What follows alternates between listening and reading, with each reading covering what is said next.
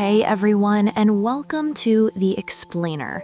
Today we're going to dive into 5 super common mistakes in English. And look, these are the kinds of small things that, once you fix them, make a huge difference in how confident you sound.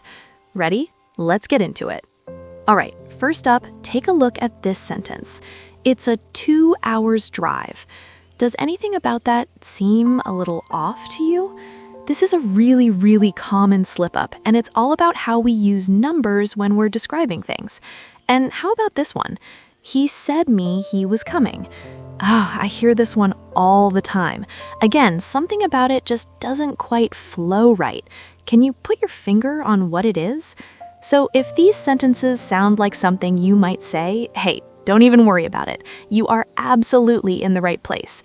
By the end of this, you're going to know exactly how to correct them, and you'll feel way more confident about it. Okay, let's jump into our very first mistake. This one is all about how we describe nouns. And honestly, it's such a simple rule that's going to make your English sound so much more natural. What's the problem here? This one's tricky, right? Because the moment our brains see a number like 3, we instinctively want to make the next word plural. We want to attack that on the end. But that's the trap. And here is the golden rule, the one thing you need to remember. Adjectives in English are never plural. In this case, 3 week is working together as a single adjective to describe the holiday. We link the words with a hyphen, and this is the important part, we drop that S. And you can see the pattern so clearly right here. It's not a 50 pounds note, it's a 50 pound note. It's not a 5 minutes walk, it's a 5-minute walk. Look, it's a small change, I know, but once you get the hang of it, you'll never forget it. All right. Next up, let's clear a really common point of confusion. Despite versus in spite of. Both of these are used to connect ideas that contrast with each other. Okay, take a look. These 2 sentences look almost identical, don't they? But I promise you, only one of them is correct. Do you know which one it is? And the rule here is just beautifully simple. You can absolutely say in spite of. You can also say despite. But the one thing you can never, ever say is despite of. That little word of is the mistake we're trying to avoid. All right, let's lock this in so you always remember it. In spite of, count them 3 words.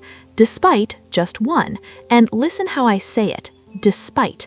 The emphasis is on that second syllable. Keep those things in mind and you'll get this right every single time. Okay, moving on to number 3. This is a big one. Saying versus telling. This confuses so many people, but I promise the rule is simpler than you might think. She said me she was tired. It just sounds a little clunky, doesn't it? The mistake is using the verb say and then putting the person, in this case me, right after it. That structure just doesn't work in English. And the great news is you've got 2 super easy ways to fix this. Option 1, just remove the person. She said she was tired. Perfect. Option 2, change the verb. She told me she was tired. Also totally correct. So here's the basic pattern, and once you see it, it all clicks into place. You say something, but you tell somebody something. See how tell already includes the person? Now, if you really want to use say with a person, you have to add that tiny little word to, like, what did you just say to me? All right, for number 4, let's talk about 2 verbs that get mixed up all the time, especially when we're talking about money and achievements. Winning versus earning. So what do we think? Does she win a good salary or does she earn one? This is a classic point of confusion. There's a really clear difference based on how you get something, and this table breaks it all down. Basically, you win something through luck, like the lottery, or in a competition, like winning a prize. You earn money from a job, or you earn something you deserve, like earning a break after a long week.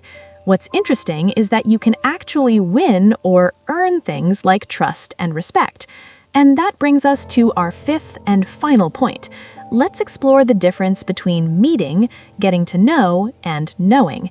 This is all about the journey of becoming familiar with people, places, and even ideas. I love thinking about it like this, as 3 distinct stages. Step 1, you meet someone. That's the very first introduction.